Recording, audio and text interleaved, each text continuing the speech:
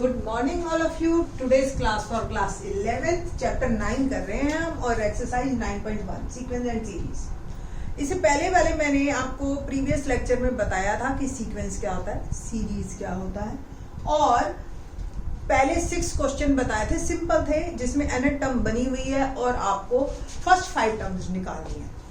अब जो है क्या हम कोई ऐसा नहीं है कि भी पहली निकलेगी फिर ही उसके बाद दूसरी निकलेगी फिर ही तीसरी निकलेगी। डायरेक्ट भी हम कोई टर्म निकाल सकते हैं अगर हमें nth टर्म पता है। क्वेश्चन नंबर 7 to 10 इसी से रिलेटेड है। Let's start. क्या है question? Find the indicated term in each of the sequence. ये जो सीक्वेंस दे रखी है जिसकी nth टर्म हमें गिवन है उसमें हमें इंडिकेटेड टर्म निकालनी है। It means A17 A24 like that. Okay, तो first of all 7th question करते हैं हम। an equal to 4n-3।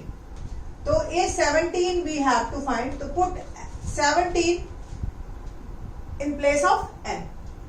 17 4 का 68 minus 3 65 is my answer. A24 4 into 24 minus 3 4 into 24 72 minus 3 69 is my answer. तो इस तरीके से ये आपके क्वेश्चन कंप्लीट होते हैं। क्वेश्चन नंबर 8 देखिए, क्या है question number 8? an equal to n square raised upon में 2 raised to power n and we have to find a7। तो put 7 in place of n, 2 raised to power 7। 7 square 49 और 2 raised to power 7 होता है 128। 11th class में आप आ गए, 2 की power 10 तक आपको अच्छी तरह से याद होने चाहिए। ओके, तो ये आंसर है मेरा 8th। क्वेश्चन नंबर 9 देखते हैं। an equal to -1 raise to power n minus 1 n cube. जब भी -1 की कोई भी पावर आ जाती है तो वो एक ऐसी सीक्वेंस बनती है जो अल्टरनेटिवली प्लस माइनस होते हैं। अब ये n पे डिपेंड करता है कि उन्होंने क्या पावर दी, उस पे डिपेंड करेगा कि पहले प्लस आएगा बाद में माइनस, ऐसे प्लस माइनस शुरू होगा या माइनस प्लस शुरू होगा। ठीक है ना। n इज 9, तो -1 raise to power 9 -1 and n की जगह मैंने रखा 9। तो -1 रेज टू पावर 8 और 9 रेज टू पावर 3 243 होता है। 9 9 जा 81 और 81 9 जा 9 और 9 8 जा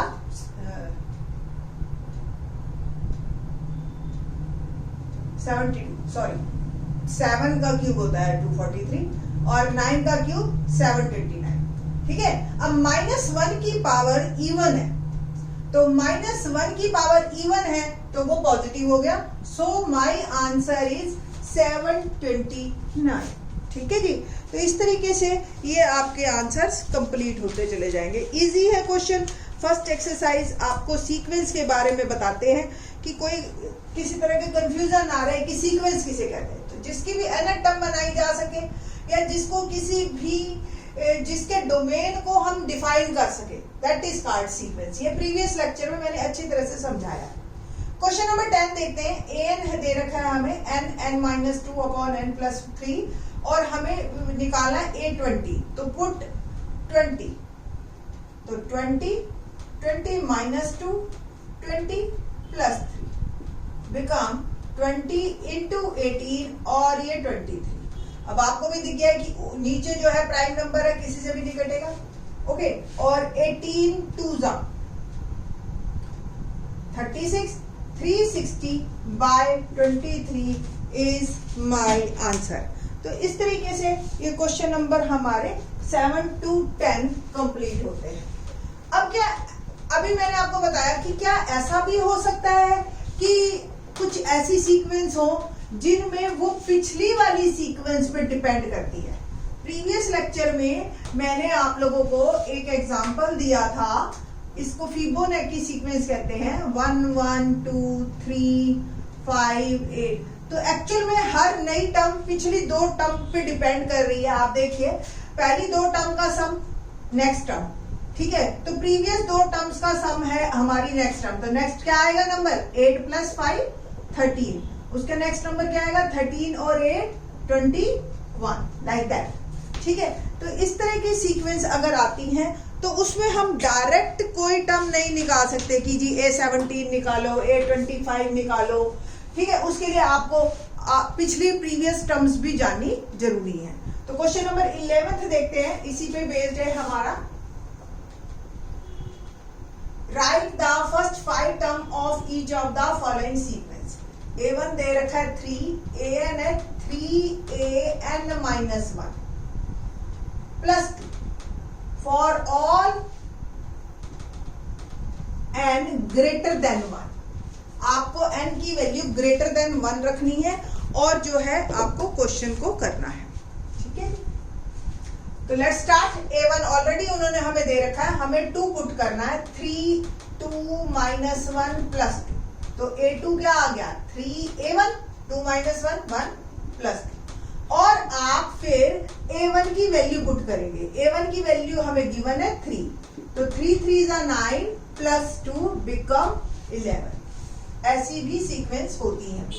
नेक्स्ट A3 हम निकाल रहे हैं 3A 3 -1 +2, तो 3A2 +2 और A2 की वैल्यू क्या आई आपकी, A2 की वैल्यू अभी हमने निकाली है 11 +2, तो ये आ गया 35। 11 3 33 +2।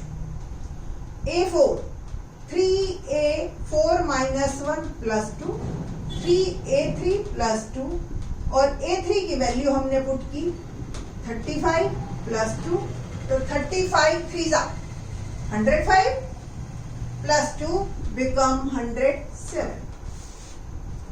A5 3A5 -1 +2, तो 3A4 +2 ओके, और 3A4 की वैल्यू मैंने पुट की 107 +2 ओके।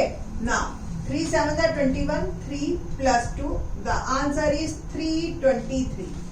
ये अभी तक हमने तो 4 टर्म निकाली है, बट उसने फर्स्ट 5 टर्म्स बोला है, तो फर्स्ट 5 टर्म्स में हमारे पास 3 ऑलरेडी गिवन था, तो सीक्वेंस मेरी बनी 3 11 35 107 and 323।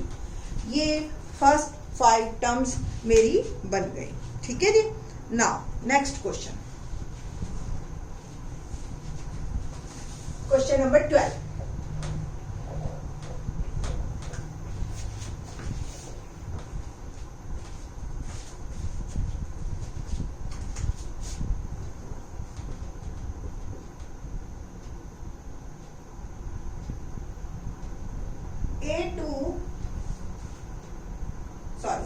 A1 is equal to -1 और AN हमें दे रखा है AN -1 upon n, where n is greater than और इक्वल टू 2। पिछले वाले क्वेश्चन की तरह n की वैल्यू 2 से शुरू करेंगे हम, तो A2 -1 जहां भी n है वहां आप 2 पुट कीजिए, तो A2 is equal to A2 -1 upon A2 okay. ठीक है, सॉरी 2 यानी कि n, तो अपॉन 2, तो A1 अपॉन 2। A1 की वैल्यू क्या है -1 अपॉन 2, ये मेरा A2 आ गया। A3 निकालते हैं, A3 -1 अपॉन 3 यानी कि A2 अपॉन 3 और A2 है -1/2 upon 3 become -1/6। Next A4 -1 upon 4 यानी कि A3 upon 4, A3 -1/6 upon 4, -1/6 4 24। A5 -1 upon 5, तो A4 upon 5, A4 -1/24 upon 5 become -1/120। तो ऑन द होल मेरे पास जो सीक्वेंस बनी वो बन गई -1 -1/2 -1/6 -1/24 एंड -1/120। तो इस तरह की सीक्वेंस आपको आने वाले एग्जाम्स वगैरह में मिलेंगी और आपको फाइंड आउट करना होगा कि एन टर्म क्या है और फिर जो है आने वाले पेपरों में मेंटल एबिलिटी में इस तरह के क्वेश्चन आते हैं। ओके, नेक्स्ट 13th क्वेश्चन है हमारे पास, A1 is equal to A2 is equal to 2 और an है an minus 1 minus 1, n is greater than 2 आपको पुट करना है और हमें वैल्यू फाइंड आउट करनी है। तो पहली और दूसरी टर्म उन्होंने हमें दे रखी है। नाउ A3 यानी कि 3 माइनस 1 माइनस 1, यानी कि A2 माइनस 1 और A2 की वैल्यू दे रखी है 2 minus 1 1। A4 minus 1 minus 1, it will become A3 minus 1 और A3 1 है, 1 minus 1 0। A5 minus 1 minus 1, A4 minus 1 और A4 है 0 माइनस 1 बिकम माइनस 1। तो ऑन द होल मेरे पास जो आंसर आया वो आया 2 2 1 0 माइनस 1 एंड सो ऑन। आपको भी अब समझ आ गई होगी कि -2 आएगा, -3 आएगा, लाइक दैट। ठीक है, तो कॉरस्पॉन्डिंग सीक्वेंस आपकी सीरीज इस तरह से। और फिर ये भी पूछा है कि and obtain the corresponding series. Corresponding series में आपने सिंपल लिख देना है 2 + 2 + 1 + 0 + -1।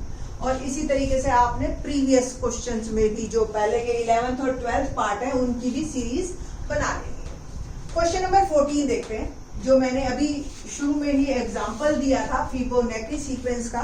क्या होती है Fibonacci sequence? 1 = A1 = A2 and an = an minus 1 plus an minus 1, n is greater than 2। ठीक है, तो आपको पहले तो सीक्वेंस दे रखी है और हमें फाइंड आउट करना है an + 1 upon n, जबकि 1 2 3 4 है। देखो आपको इसमें अगर मैं 1 पुट करती हूँ तो A2 upon A1 ऐसे निकालना है। तो उससे पहले A1 A2 A3 A4 A5 मेरे को सारे क्लियर होने चाहिए, है ना। तो लेट्स स्टार्ट। पहले मैं A3 निकालती हूँ क्योंकि A1 A2 तो हमें पता है। A3 यानी कि A3 - 1 और A3 - 2 यानी कि A2 + A1। A2 और A1 दोनों 1 1 है, it will become 2। A4 - 1 plus A4 - 2 यानी कि A3 + A2। A3 आपका है 2 और A2 है 1, ये आ गई 3। कुल मिला के सीक्वेंस जो मेरी बनती जा रही है 1 1 2 3 है ना। अगली बनेगी 5। A5 यानी कि A5 - 1 plus A5 - 2, it means A4 + A3। A4 का मतलब है 3 और A3 का मतलब है 2 और ये बन गया मेरा 5। A6 - 1 और A6 - 2 यानी कि A5 और A4। A5 यानी कि 5 और A4 यानी कि 3, इट विल बिकम 8। तो नेक्स्ट टर्म मेरी बन गई 8। हमें जो फाइंड आउट करना है n की वैल्यू 1 2 3 4 5 तक डालनी है। तो पहला हमें जो निकालना है n = 1 A2 upon A1, तो दैट इज 1 by 1 1। n की वैल्यू 2 डालिए A3 upon A2, A3 क्या है 2 by 1। n की वैल्यू 3 डालिए A4 upon A3, A4 क्या है 3 और A3 क्या है 2। n की वैल्यू 4 डालिए A5 upon A4, A5 5 upon 3 और n की वैल्यू 5 डालिए तो A6 upon A5, A6 क्या है 8 upon 5, 8 by 5। तो इस तरीके से ये आपके आंसर आ गए। ठीक है, तो इस तरीके से ये आपको सीक्वेंस की शुरुआत है। अभी आने वाली एक्सरसाइजेज में हम एपी पढ़ेंगे। एपी का थोड़ा सा एडवांस लेवल जैसा आपने 10th में पढ़ा उसी तरह के क्वेश्चन है, बट उसमें हम थोड़ा सा एक एडिक्शन करेंगे, क्वेश्चंस का लेवल हाई करेंगे और दूसरा एएम भी बताएंगे आपको कि अर्थमेटिक मीन। अब आप 6th क्लास से पढ़ते आ रहे हो, कहोगे क्या नई बात है, बट एएम निकालने का नया तरीका। ठीक है, कि एएम का यूज क्या है, हम सीक्वेंस में किस तरीके से यूज कर सकते हैं एएम। फिर नेक्स्ट एक्सरसाइज हमारी जीपी पे बेस्ड है, ज्योमेट्रिक मीन वगैरह, वो नई चीज है आपके लिए। तो इन द अब आगे के जो लेक्चर्स हैं हमारे वो इसी पे बेस्ड होंगे। थैंक्स।